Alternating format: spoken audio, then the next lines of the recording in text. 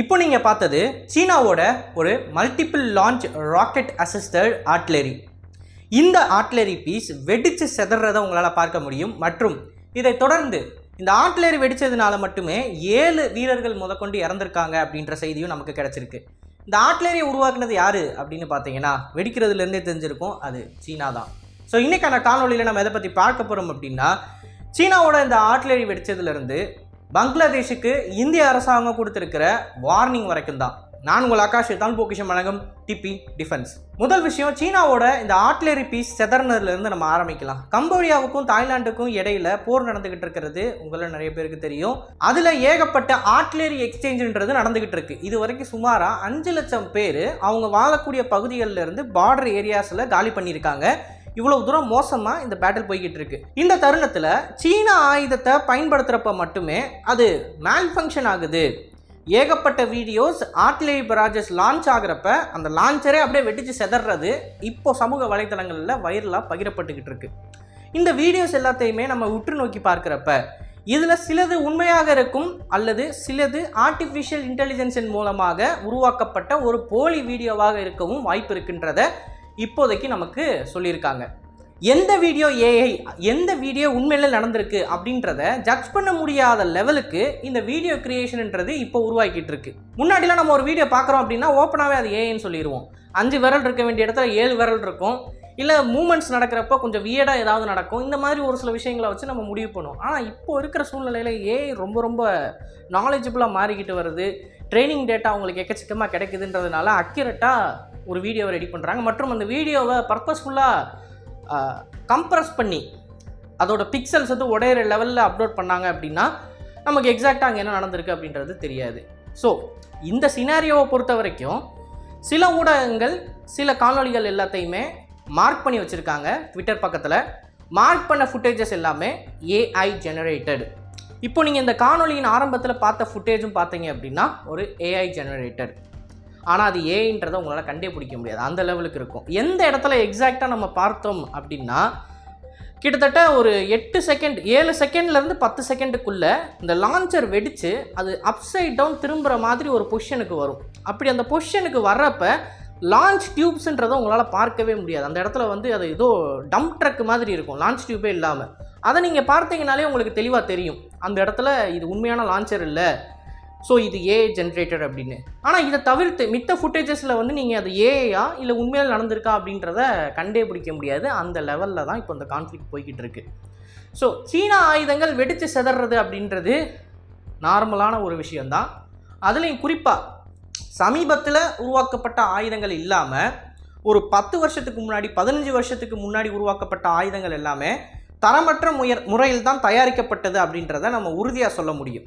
அவங்களோட main battle டேங்கில் ஆரம்பித்து பங்களாதேஷ் ஆர்மி கூட சீனாவோட லைட் பேட்டில் டேங்கை பயன்படுத்திக்கிட்டு இருக்காங்க. இந்த பீரங்கிகள் மற்றும் launchers, air defence systems, missiles, air defence சிஸ்டம்ஸ்ன்னு வர்றப்ப radar communication and electronic warfare suite, இப்படி எல்லா டொமைனில் இருக்கக்கூடிய ஆயுதங்களும் சரியாக சொல்லணும் அப்படின்னா ஒரு 2015க்கு முன்னாடி டிசைன் பண்ணப்பட்டது அப்படின்னா அது ஃபெயிலியர் ஆகிறதுக்கு அதிக வாய்ப்புகள் இருக்குது அப்படின்றத இன்டர்நேஷ்னல் வார் மானிட்டரிங் ஆர்கனைசேஷன்ஸ் இவங்க எந்த சைடும் பயாஸ்டாக இல்லாமல் ரிப்போர்ட்ஸை வெளியிடுவாங்க. அதுலேருந்தே நம்மளால் தெளிவாக புரிஞ்சிக்க முடியும். இப்போது தாய்லாந்து மற்றும் கம்போடியாவுக்கு நடுவில் நடந்துகிட்டு இருக்கிற போரில் மேக்ஸிமம் பயன்படுத்தக்கூடிய சீன ஆயுதங்கள் எல்லாமே பார்த்தீங்கன்னா 1990களில் டிசைன் பண்ணப்பட்டது. ஸோ 2015க்கு முன்னாடி இருக்கிற ஆயுதங்களுக்கே இந்த நிலைமை அப்படின்னா 1990களில் டிசைன் பண்ணப்பட்ட ஆயுதங்கள் வந்து ஒழுங்காக வேலை செய்யாது அப்படின்றது தான் உண்மை. அதுதான் இங்கே நடந்துகிட்டு இருக்கு. ஸோ சீன ஆயுதங்கள் வெடித்து செதறதை பார்த்து நீங்கள் 2 விதமான கன்க்ளூஷனுக்கு வரணும். ஒன்று, அது ஏஐயா இல்லை உண்மையா அப்படின்றத கண்டுபிடிக்கிறது.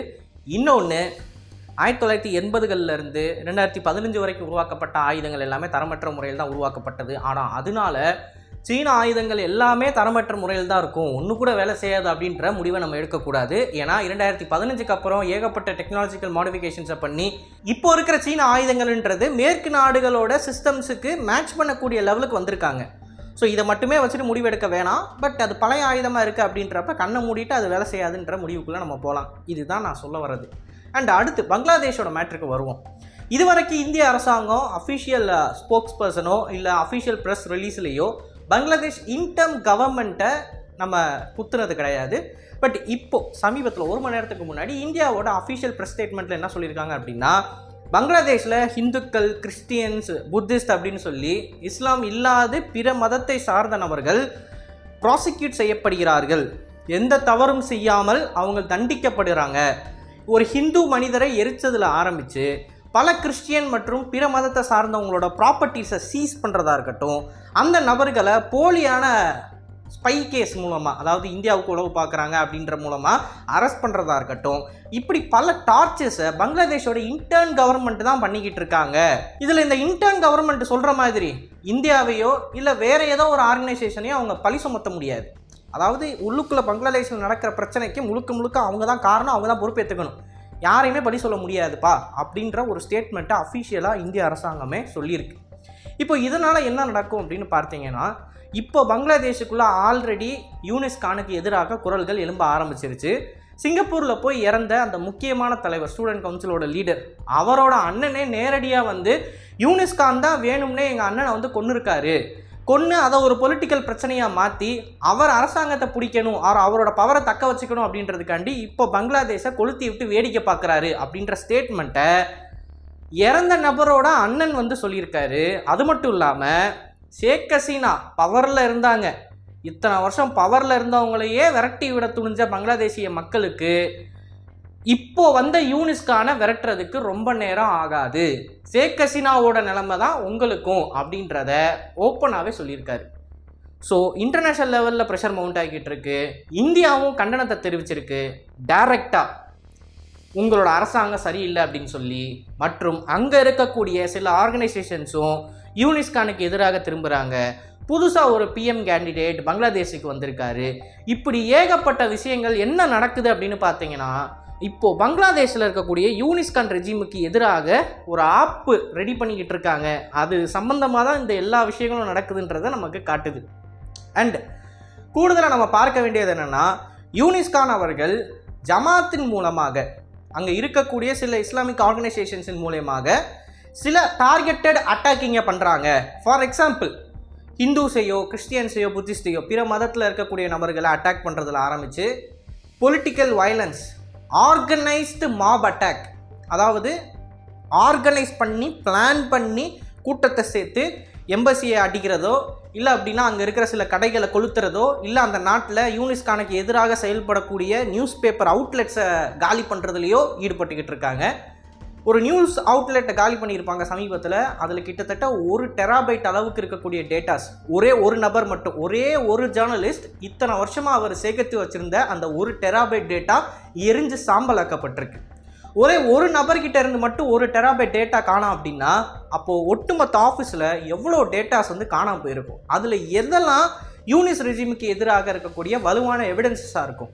இப்படி ஏகப்பட்ட க்ரைம்ஸை யூனிஸ் கவர்மெண்ட் அவர்கள் பப்ளிக்காகவே பண்ணிக்கிட்டு இருக்காரு, ஓப்பனாகவே பண்ணிக்கிட்டு இருக்காரு. இது அவருக்கு எதிராக கொஞ்சம் கொஞ்சமாக திரும்பிக்கிட்டு இருக்கு, ஒட்டுமொத்தமாக திரும்பலை. இன்றைக்கி தேதிக்கு பங்களாதேஷில் யூனிஸ் கவர்மெண்ட் வேணாம் அப்படின்னு சொல்லி எல்லாருமே சேர்ந்துக்கிட்டு கோஷத்தை எழுப்பலை. ஆனால் தொடர்ந்து யூனிஸ் கவர்மெண்ட் ராடிக்கலிசமை பயன்படுத்தி, ஜமாத்தை பயன்படுத்தி அங்கே இருக்கிற மக்களை தேவையில்லாமல் தூண்டி அந்த நாட்டுக்கு மற்றும் அந்த நாட்டில் இருக்கிற பிற மதத்தில் இருக்கிற மக்களுக்கு பிரச்சனையை எழுப்பினார் அப்படின்னா அவரும் ஷேக் ஹசீனா மாதிரி விரட்டி அடிக்கப்படுவார் அப்படின்றத நம்ம ஒத்துக்கலாம். ஸோ பங்களாதேஷோட எதிர்காலம் அப்படின்றது அந்த நாட்டோட மக்களின் கையில் தான் இருக்குது. ஆனால் அந்த மக்கள் சரியான முடிவை எடுப்பாங்களா அப்படின்றத நம்ம பொறுத்து இருந்து தான் பார்க்கணும். ஸோ இந்த காணொலியில் நான் சொன்ன கருத்துக்களை பற்றி நீங்கள் என்ன நினைக்கிறீங்க, மற்றும் இது போல் நிறைய தகவலை தெரிஞ்சுக்கணும் அப்படின்னு நினச்சிங்கன்னா மறக்காமல் டிபி டிஃபென்ஸ் சேனலில் சப்ஸ்கிரைப் பண்ணிக்கோங்க. நல்லது இப்போ நல்ல சமுதாயத்தை உருவாக்கும். நன்றி, வணக்கம்.